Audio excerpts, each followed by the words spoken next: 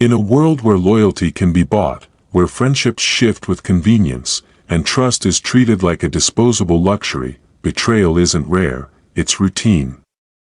Every smile hides a calculation, every promise comes with conditions, and every relationship, family, love, work, or business, has an expiration date written in silence. Machiavelli once dissected human nature for kings and rulers, but if he lived today, he would turn his gaze on us, the parents, students, workers, and dreamers of a world that trades loyalty for opportunity. This isn't about paranoia, it's about perception. About seeing betrayal before it strikes, and turning awareness into power. So if you've ever trusted the wrong person, been blindsided by someone you believed in, or simply want to understand the hidden patterns behind people's actions, stay with me until the end. Because this is how Machiavelli would survive betrayal. In your world, not his. Before we dive deep, take a second to subscribe, like this video, and share it with someone who needs a reality check. Because the truth you'll hear today isn't comfortable, but it's exactly what they won't teach you about human nature. A child repeatedly performs for praise at home, straight A's on exams when parents watch, an emotional shutdown when praise is withheld, and the parent leans on reward and spectacle to keep compliance. In this situation, Machiavelli would see the currency being traded, praise for behavior. He would act by redesigning the exchange so that obedience is no longer purely transactional. Instead of inflating praise to produce temporary compliance, he would set predictable, enforceable structures that make loyalty to the rules more profitable than rebellion. Practically, this looks like replacing performative applause with consistent consequences and clear boundaries, daily routines that reward effort with autonomy. Small privileges that are earned and can be taken away when obligations are neglected. He would advise parents to avoid becoming the performance audience, because audiences create actors, and to make their child's incentives internal, mastery, responsibility, rather than external, praise, trophies. The brutal honesty, flattery and intermittent rewards build a child skilled at performing, not at choosing. Machiavelli would cut the stage and force the child to learn that loyalty to a standard outlives loyalty to applause. A teenager in school is used to teachers and peers praising their charisma more than their homework. They coast on social capital until an important exam or audition exposes gaps. In this setting, Machiavelli would not indulge feelings, he would engineer accountability. He'd create environments where the illusion of competence is quickly and visibly punished, transparent grading, public progress trackers, group responsibilities that cannot be faked. For the student, Machiavelli-style intervention is to make the cost of slacking public and immediate so that short-term social gains no longer outweigh the long-term cost of incompetence. The point is harsh: remove the safety nets that let popularity substitute for skill. He would counsel educators and parents to stop cushioning failure and instead formalize consequences so students learn to prefer competence over charisma. The mother and father argue because one parent rewards the kid's achievements with expensive gifts while the other insists on discipline. The child learns to pit parent against parent and manipulates to get what they want. Machiavelli would see this as a fractured command structure, a recipe for betrayal of agreed family values. His action would be surgical: consolidate authority by establishing clear, unified rules that both parents enforce evenly, never reveal internal disagreement to the child, treat parental unity as strategic theater. He'd recommend private negotiations between parents to align rewards and punishments, then present a single, consistent front. Brutally practical: a child will always pick the weaker link to exploit, so remove the weak link by making the cost of collusion higher than the benefit. A relative keeps changing stories about supporting you in public but undermining you in private during family disputes. They smile at reunions while quietly stirring other relatives against you. Machiavelli would treat this as classic opportunism and would counter it by exposing incentives and changing payoffs. His tactic would be to force transparency, limit one-on-one opportunities for rumor, create public records or explicit agreements about family responsibilities, and when necessary, make betrayal costly through social consequences, withdrawn favors, exclusion from decision-making. He would not seek revenge as an emotional act but as a calculated deterrent, show through measured. Visible responses that duplicity reduces their standing and benefits, so the rational choice becomes cooperation. The gifted child in class is constantly asked to share answers, becoming the go-to smart kid. Peers rely on them, which inflates the child's social role but erodes their own learning. Machiavelli would restructure the classroom to make dependence on one student inefficient, rotating group leaders, anonymous quizzes, and accountability measures that make freeloading unattractive. He'd advise teachers to convert the child's status into responsibility, give them leadership duties with clear costs if misused, so the smartest student learns stewardship rather than becoming a target for betrayal or unnecessary burdens. The cold truth: popularity as the repository of others' work will eventually breed resentment and backstabbing. Machiavelli would force systems that convert admiration into responsibility. At work, your colleague showers you with help, becomes your project's shadow, then when success arrives quietly positions their name ahead of yours in front of management. Machiavelli would recognize the maneuver as deliberate leverage gathering. He'd respond by converting vulnerability into structural defense, document contributions, set explicit ownership of tasks, insist on written timelines and credit lines. He'd advise treating workplace relationships like alliances with treaties, clarify obligations in writing so that betrayal has measurable costs, not just feelings. Practically ruthless, reward collaboration publicly only when it's contractual, not casual, so opportunists cannot harvest your labor unnoticed. A manager promises promotion to secure your extra hours and loyalty, then delays the raise and leans on your unpaid labor until you burn out.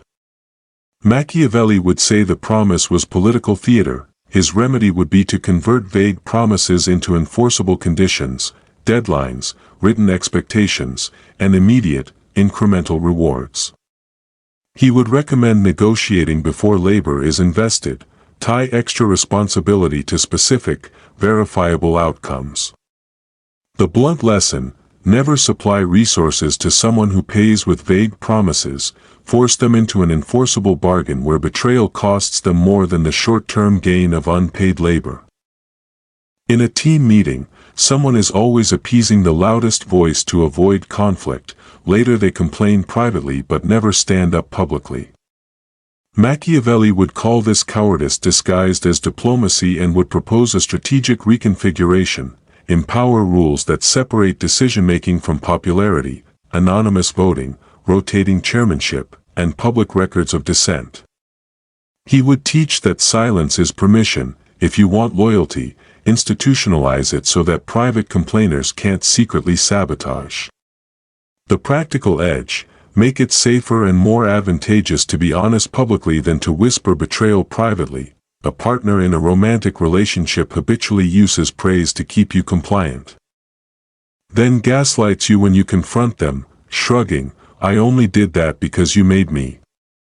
Machiavelli would map this as emotional accounting. They've built an imbalanced ledger they expect you to clear. His counter would be to call for explicit boundaries and visible consequences, stop emotional arbitration and convert favors into clear expectations that can be renegotiated or rescinded. He'd recommend making the personal political, treat major relational exchanges like contracts, where repeated withdrawal of affection for leverage reduces their long-term ability to extract compliance.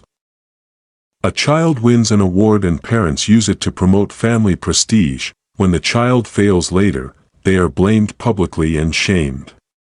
Machiavelli would see the danger of tying a child's identity to family image.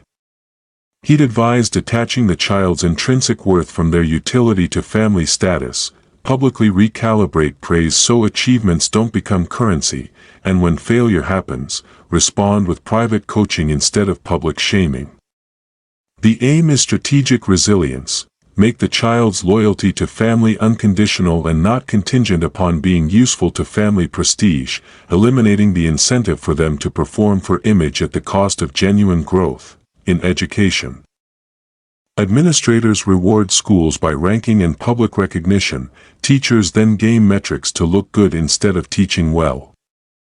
Machiavelli would prune incentives, restructure evaluation so that long-term learning outcomes outweigh short-term metrics, introduce random audits, student portfolios, and multi-year assessments that punish gaming. He would act like a strategist, change the architecture so that cheating the system becomes more expensive than improving it. The ruthless practicality is to alter incentives, not to moralize about integrity. A coworker leaks your idea to a senior and claims it as their own because they know the workplace rewards novelty over collaboration. Machiavelli would respond by creating formal pipelines for ideas, time-stamped submissions, collaborative logs, and clear attribution processes, so that theft is visible and punishable. He'd make the organizational culture reward documented contributions and make unilateral grabs socially costly. The objective: convert intellectual theft from a low-risk, high-reward move into a high-risk, low-reward one. The small business partner verbally promises exclusivity during bargaining but later cuts a better deal with your competitor. You discover the betrayal only when you lose the client. Machiavelli's approach would be contractualization and preemptive deterrence, secure exclusivity with enforceable clauses, penalties, and staged incentives that vest only when commitments are honored. He'd never rely on honor, he'd make legal and financial architecture the primary safeguard. Brutal but clear, trust only the clauses you can litigate, and design deals so betrayal damages the betrayer's future opportunities. During a family inheritance discussion, a sibling manipulates memories to claim favoritism and thereby secure a larger share. Machiavelli would treat that as narrative warfare and would counter by collecting evidence, recording agreements, and framing the family narrative publicly where possible. He'd neutralize memory manipulation with documentation, witnesses, and structured processes that reduce the power of persuasive reinterpretation. The lesson: when narratives are the currency, lock them down with record and ritual so opportunistic recollections cannot be weaponized. A teacher quietly favors one student verbally and socially, handing them extra time and praise, leading others to resent the perceived favoritism and plot to undermine that student's work. Machiavelli would disrupt the breeding ground of resentment by making rewards transparent and merit-based, rubrics, published criteria for extra help, open office hours, and explicit limits on favoritism. He'd make it costly to conspire because conspiracies are easier when outcomes are opaque. In other words, expose the system so that jealousy is confronted with accountable criteria rather than whispered rumors. A parent uses guilt, "After all I sacrificed for you," to steer a child's career choice, and when the child resists, the parent withdraws affection or financial help. Machiavelli would name this emotional hostage-taking and would advise the child to negotiate safety nets, define the terms of support, set timelines, and request transparent expectations. He'd also counsel the parent to convert emotional leverage into conditional support that is time-limited and goal-oriented, so the debt is never indefinite. The hard truth: indefinite emotional debt breeds betrayal. When the debtor finally chooses autonomy, Machiavelli would cut the cord with a contract. In corporate M&A talks, one party plants a senior insider to shape the negotiations subtly in their favor. Then when the deal closes, they extract extra concessions. Machiavelli would label this as classic infiltration and would respond with counterintelligence, vetting, neutral third-party audits, staged information releases, and contingency penalties in the contract that activate if manipulation is detected. He'd prefer preemptive scaffolding over post-fact justice, design the negotiation so that inside influence is visible and costly. Strategy over sentiment: assume bad faith and make it irrelevant. A friend consistently borrows money and promises to pay back, then rewrites history when you press. I never said I'd pay now. Machiavelli would refuse oral promises and convert favors into written terms, IOUs with timelines, witnesses, or small collateral. He'd also make repeat exploitation costly, withdraw the privilege of lending to anyone who breaks a ledger. The principle is simple: make betrayal an expensive, documented choice, not a slippery moral failing. When a student's excellence threatens others' future opportunities, scholarships, spotlight, classmates begin to exclude and sabotage them covertly. Machiavelli would recommend structural redistribution of rewards to reduce zero-sum pressures, group success metrics, multiple awards, and team-based recognitions, so positioning someone as the only path to success becomes false. He'd rewire competition into cooperation where possible. If you cannot eliminate zero-sum stakes, he'd at least diffuse them across many beneficiaries to lower the incentive for betrayal. In small business negotiation, a vendor continually changes terms mid-contract, relying on your inertia to accept minor losses until the balance tips. Machiavelli's practical reply: install rolling audits, automatic escalation clauses, and penalty triggers for unilateral changes. He would make your business posture explicit, never allow moving goalposts, demand fixes in writing and walk away when penalties are violated. That is ruthless risk management. Treat words as cheap and contracts as the only currency that holds value. Finally, Machiavelli would teach a consistent meta-strategy across all these situations, transform relationships from faith-based bets into incentive-aligned systems where betrayal is predictably and immediately costly, and loyalty produces reliable, visible benefit. He would not preach paranoia but method, make promises count only when backed by structure, convert private favors into public agreements, and never let emotional currency be the only medium of exchange. In today's world of screens and convenience, that lesson is sharp and simple: design systems that reward integrity and punish opportunism, and you will survive betrayal more often than not. The harsh reality is that betrayal isn't an exception, it's the rule. It's not done by villains, but by people who once called you family, friend, or partner. In parenting, it hides in manipulation. In school, it thrives in competition. In workplaces, it masquerades as ambition. And in business, it's polished with contracts and smiles. Machiavelli would not tell you to run from it, he'd tell you to expect it, to read it, and to build systems that make loyalty the most profitable choice for those around you. That's not cruelty, it's clarity. If Machiavelli lived in our century, he wouldn't sit on a throne, he'd be on your screen, reminding you that power today isn't about control. It's about awareness. About seeing motives for what they are, not what they pretend to be. So if this opened your eyes, hit that subscribe button, like this video, and share it with someone who still believes loyalty is automatic. Let them see the world as Machiavelli would: cold, strategic, and painfully honest. Because once you understand the truth about betrayal, you'll never be blindsided again.